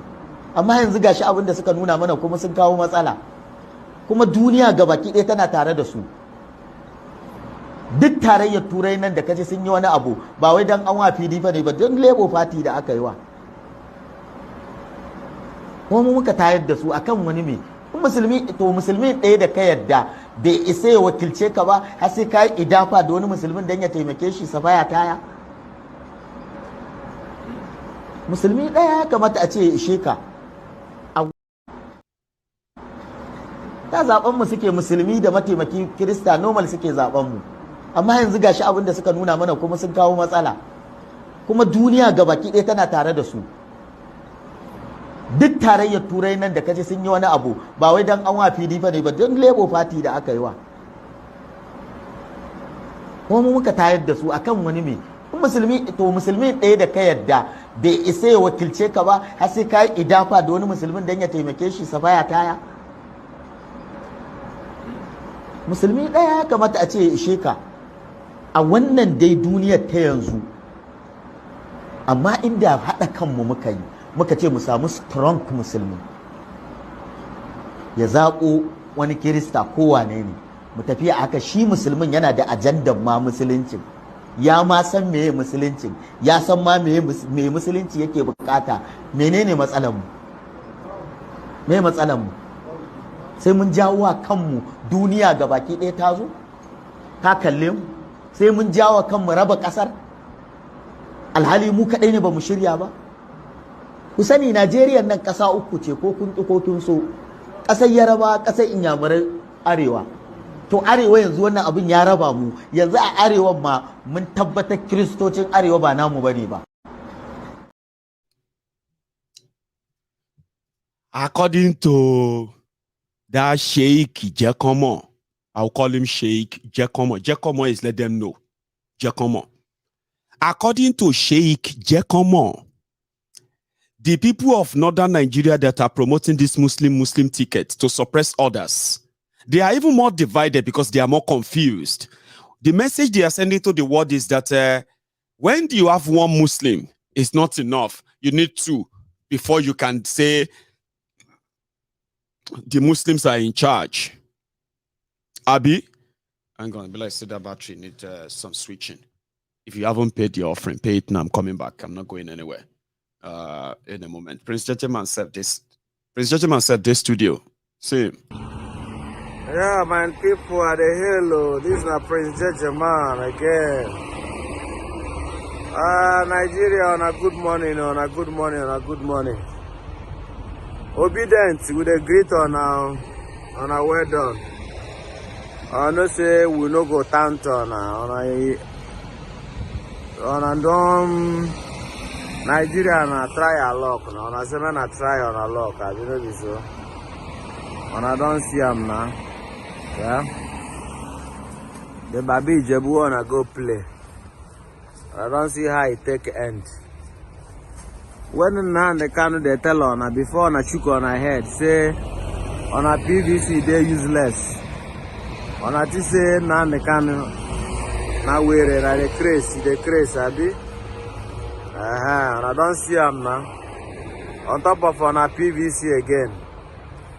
They know they only beat on top, or they even kill on and put on top. And I see them.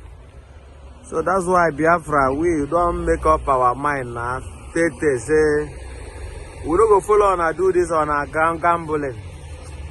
And understand?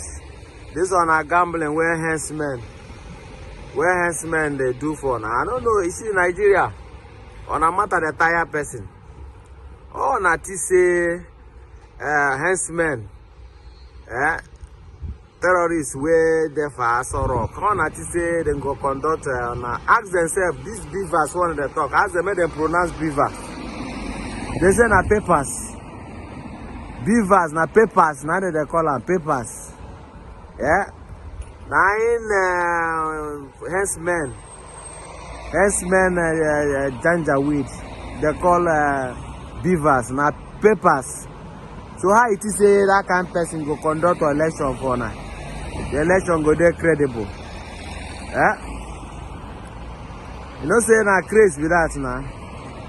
On a go carry on ahead, go find where on a go shook on ahead finish. Now to go use go call hencemen, make a where they control cow. You see you know say the way they tell they take stick they control cow, they think are the same thing with human being. That's why they need to understand on a democracy now. If they talk on a democracy, now it be a demonstration of grace to them. You understand? Now the thing now, you see, we don't know the way we go tell on now. We IPOB, we don't see. If you bend down, you go see. They say if you bend down, you go see Uganda. If you bend down, you go see Morovia. You understand me? We don't bend down, we don't see Nigeria. Nyash. Since Nigeria independent, Nigeria Nyash don't blow. Breeze don't blow Nigeria Nyash. It don't open. We don't see say Nigeria no go anywhere. With this kind of henceman mentality, henceman mentality in governance. You understand? Hencemen I turn unitary government into federal government. They hear me so? Ask them to define and ask them to implement. Today I want to declare without equivocation. Today I want to declare without equivocation. Today I want to.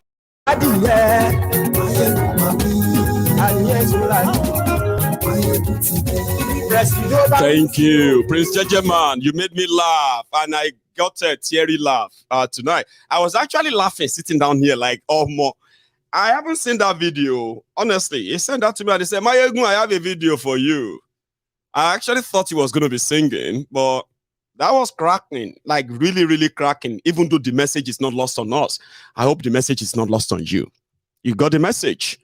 He says, continue, keep fighting, but it's just a surprise that you could believe that. Who said failure to participate in politics, or should I say consequences of not participating in politics means that you will be led by your inferior. Okay. Or maybe not, that's not the right one. Let's use another one. They came for the socialists. I didn't talk because I'm not a socialist. Abi?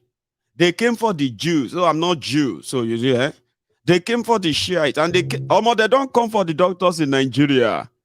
See, the people who are now making laws that because all of the doctors in Nigeria, they are leaving Nigeria. A lot of them, medical students, they just get educated and then they leave Nigeria for the greener pasture. So Nigeria is losing for training medical students.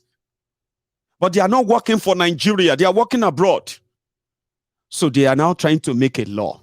That law means if you go to medical school in Nigeria, 7 years, and then you graduate, you would have to wait for another 5 years before you can be given your certificate of your license to practice as a doctor. And if you don't have that, I believe, you can't even go abroad and work. So that is the solution to stop the abroad taking Nigeria doctors that sometimes go on strike. Can you believe that doctors in Nigeria Some of them are being owed years of unpaid salary, gratuities. Retire, is see those making the loss. Notice that there is heavy decline on medical brain drain. From 24,000 to now, as I speak, we have less than 10,000 doctors in Nigeria. So that is alarming. So I now thought to myself that, okay, let us look at our laws, what is happening. I noticed that, look, the vacuum is that immediately after housemanship, we noticed that most doctors, because of greener pastures, there is a capital flight from Nigeria abroad to UK, America, and all that. Now, government has invested so much money in training these medical doctors. So if you realize, if they can now take advantage of our situation, okay, and now open their doors, because just recently in 2020, UK opened healthcare and visa to people. They were all going to UK and US too, and Canada. So what should we do? Should we fold our arms? So now, and I said, okay, maybe to give back to the society, that is to our people, after training you. Yes, we are not saying you cannot go abroad to make your money, but if government has subsidized your tuition, okay, I mean, to the tune of 40 to 150,000, the least we can get from you is that after your housemanship, before you are given full license, before you are given full license, before you are given full license, at least you can give back to the society within a period of 5 years. So after 5 years, you are free to go. At least you've given back to the society. Ah, God, why do you brought me to this Nigeria? What are we do today? Today, I will never my voice in space. Oh, yeah, what I know, you are always there for me. Yeah. Oh, my God. These are the people that their leaders are receiving medical care abroad. Tifnumbu is in France, receiving medical care so they can then go back to Nigeria like Bukwari and do what they have to do best. They were not talking about how to give doctors in Nigeria better pay to encourage them to stay back in Nigeria. Sure, you get, give them better pay.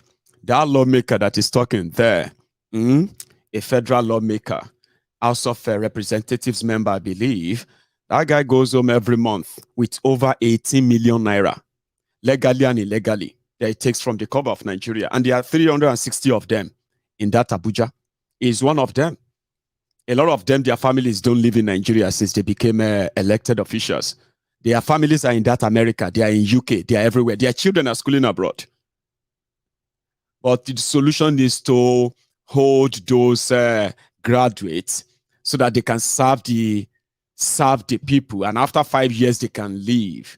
That's how smart he is. Not how to kind of make their working environment more conducive, right? That nothing they are offering them abroad will be attractive to what Nigeria is actually giving to them, to encourage them to stay, and more of them to even go into medical profession. Parents in Nigeria, parents invest their money on their children's education, right? Choice, different kind of education, right? They invest so much with the expectation that once they are graduate, they can start working and start providing for themselves as well as their parents. But with politicians in Nigeria, it is just to make your life even worse, not to even make it better in any way, yeah?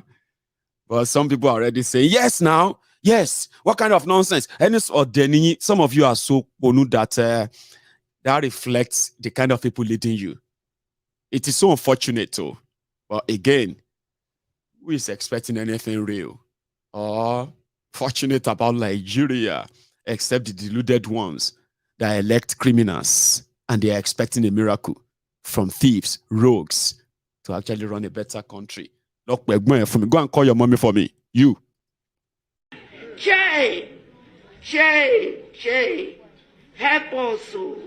Help us. There is God, oh.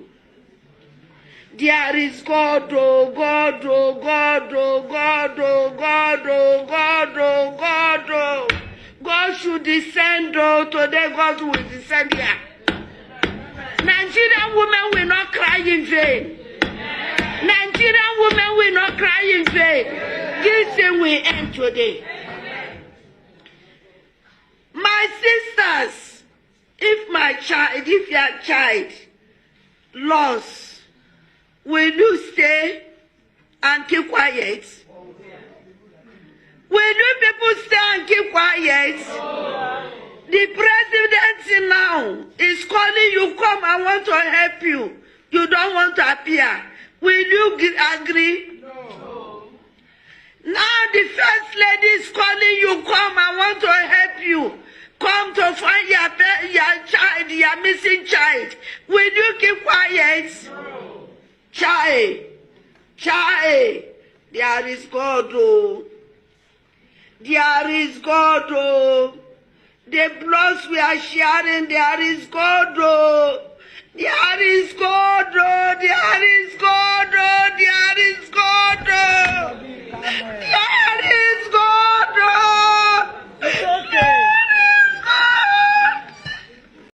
We have got the opportunity to serve again for additional 4 years. And Nigerians will know the difference.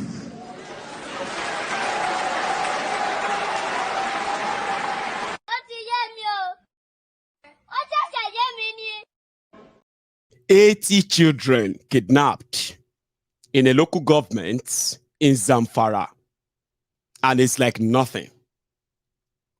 10 school children were kidnapped in Kaduna by terrorists few days back. It is like nothing. I was expecting those who were translating the fake phone call of Obi to do a voice note about these children that the bandits have kidnapped again. Do voice note in Hausa for Fude and share the news all over northern Nigeria and say, see you.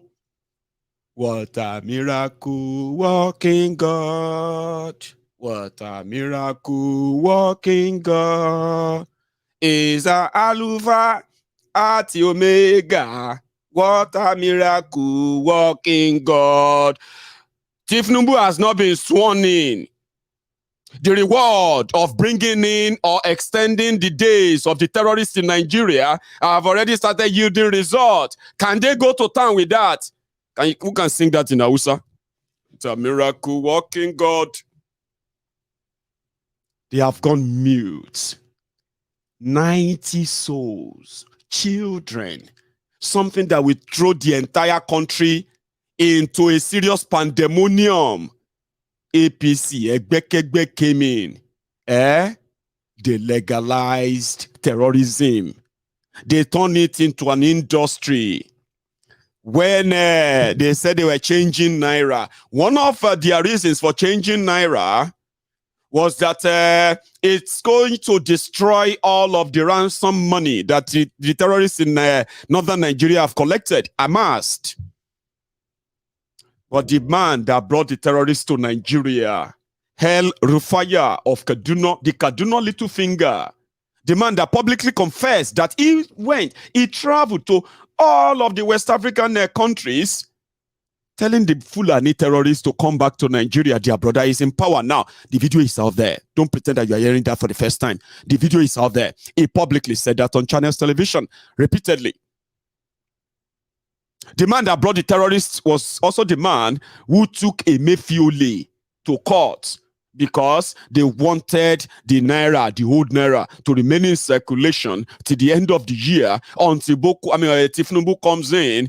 And some people were saying that what then happened to the ones that are in the hands of the terrorists? it doesn't matter. Everybody can spend their money. In fact, if terrorists have the money and they have nowhere to change them, they should bring them to Kaduna. The Kaduna little finger lost 10 children, school children. You see the ones they are kidnapped in Zamfara, Latvia, Safi local government. Like Safi ni, Safi ni Zamfara. Safi, they rounded school children. I mean, they rounded the girls. I mean, the what do you call it? These children who are like between the ages of 12 and 17. They rounded them up on the farm where they said the children went to pick firewood and all of that. Breaking news: 80 children. What about it? People they're just moving on like it's nothing. It's just like, well, it's a family business. Family business. Then kidnap my own family member. Ijebu, Ogere to Ibadan. Now 3.5 million, we take a collect and back. Ijebu, she Ijebu, Sumo Zamfara. Family problem. Good enough. They are back. They are back like they have never left.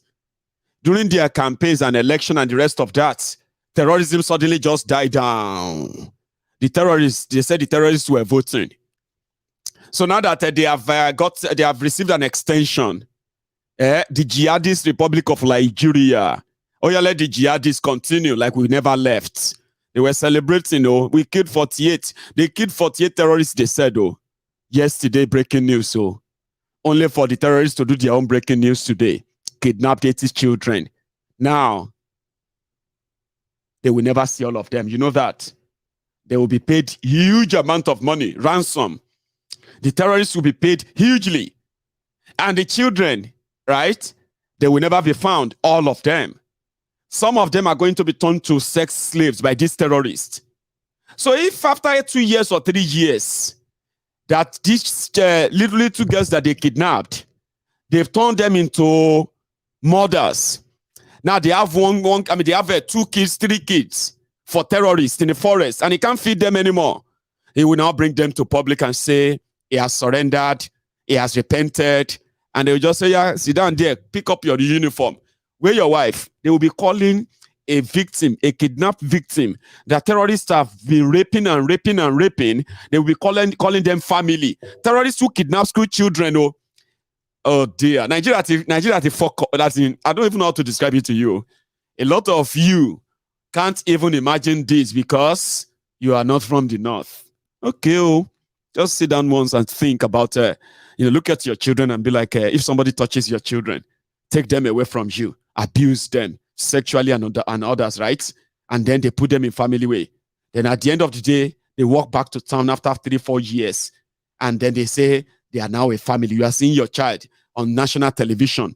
They say the repentant terrorists and their family. That's your daughter there on TV. Would you still say it's a family affair? A lot is going on. And this whole kidnapping is not even limited to northern Nigeria anymore. They are coming down south to kidnap school children. But they are not kidnapping them like they are doing now. A lot of children are missing. Yeah, in Yoruba land, all over southern Nigeria, children are missing. Right? And their parents are thinking they are being kidnapped by ritualists. All of that. All of this madness are going on in Nigeria because it's like a dark cloud over the country. It's been like that since 2015. And it seems that it's going to be like that for a very long time. Again. So if they say Nigeria is not for you. How many times would they tell you before you know that Nigeria is not for you? Now they never leave you. They have left you behind. Photo, not be juju be that. Sorry, oh. May God not allow them, make them kill you. 70 years old man. I am mumu not too much. You be mumu. You think say they wise. I'm woman. Anyway, we hope that they will find the children and everybody who is under the captivity of the terrorists. They are not going anywhere. They're going to escalate. The obedience. You're going to be waking up every day with so many things that will be looking like surprises. They want to sap you. They want to drain you. They want to do everything. Or since you have been able to withstand them for months now, this may be your toughest of them all. So they said that Obi is going nowhere. Don't go anywhere. As for me, Maiyegun, you can always join me at the temple whenever the update pops up. At the end of the day, you can pieces all this story together and then be so optimistic what is going to be the end result. A lot of people are still wondering, why is APC dissipating so much energy in trying to destroy Labour Party even after elections? Like, what is there going on? Obi is not the only person in court. Atiku is in court. Kwakwanso is in court. Why Obi and his Labour? Is there something they are not telling us? Of course, there is more to what you are saying. So I'm thinking I should take a course. I should take a rest tonight, and I can take calls some other time. I'm just thinking in between to make it a little bit more kind of fun. Let's patch calls tonight, and let's have an early finish. Okay, so thank you so much for joining me. I would have loved to see all your reactions, but don't worry, there will be another time and we can all react as usual. But the ones I have shared, the ones you know, and the rest of those you are going to probably still see, the ideal thing is for you to be able to differentiate between their propaganda. It is the end goal and the end result of their propaganda that we know is going to be more disastrous, divisive, and even more violent. That's why we want to make sure that when they are popping up all of this whole thing, before they now turn around and start blaming others, you should be aware and don't try to justify them and call it a strategy. There's no strategy like that. Sabotaging your opposition publicly and openly, that's actually so much like illegal if you call it strategy. Anyway, we'll see where that takes everyone. Okay, thank you for spending your evening with me again. Don't leave without dropping your offering. Like the broadcast, share it, and please subscribe to my channel if you haven't already. I will see you some other time. Good night.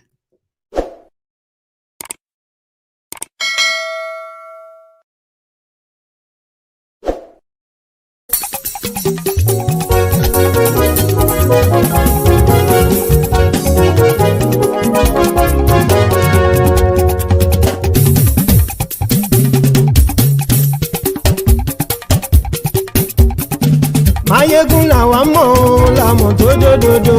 Maiyegun Diary Maiyegun #1. Maiyegun làwa mọ̀ làmọ̀ tó dòdòdò. Maiyegun Diary Maiyegun #1. Maiyegun ti dé o ọ̀rẹ́ ara ìlú. Maiyegun Diary Maiyegun #1. Lórí Facebook, lórí YouTube. Maiyegun Diary Maiyegun #1. Gbogbo bó ṣe ń lọ ni Maiyegun já wa sí. Maiyegun Diary Maiyegun #1. Àṣírí ọ̀jẹ̀lú kì í bò níbẹ̀ o. Maiyegun Diary Maiyegun #1. Bó bá ṣe eré àní Maiyegun máa wí. Maiyegun Diary Maiyegun #1. Ó sì tún ṣe eré wàá gbọ́ níbẹ̀ o. Maiyegun Diary Maiyegun #1. Maiyegun Diary Politico. Maiyegun Diary Maiyegun #1. Godfatherism kò sí lọ́rọ̀ Maiyegun. Maiyegun Diary Maiyegun #1. Ẹ farabalẹ̀ sẹ́ o kẹgọ́rọ̀ lẹ́nu o. Maiyegun Diary Maiyegun #1. Àní Maiyegun làwa mọ̀ tó dòdòdò. Maiyegun Diary Maiyegun #1.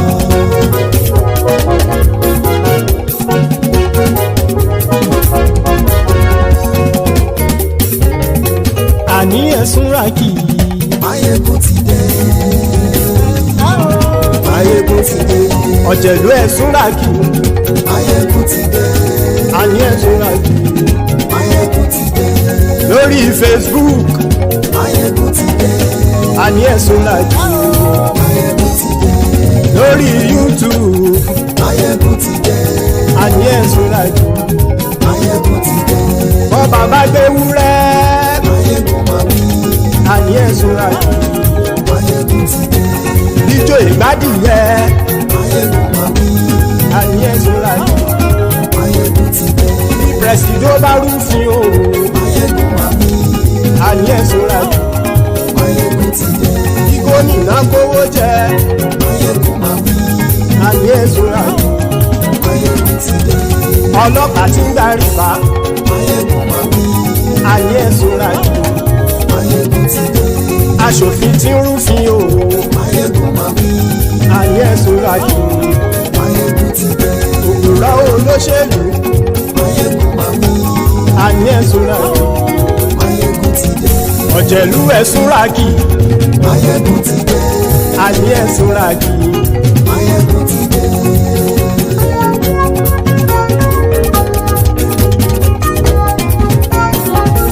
Maiyegun ti dé. Gbogbo ọ̀jẹ̀lú ẹ̀sùn ràkì. Maiyegun ti dé. Gbogbo ọ̀jẹ̀lú ẹ̀sùn ràkì.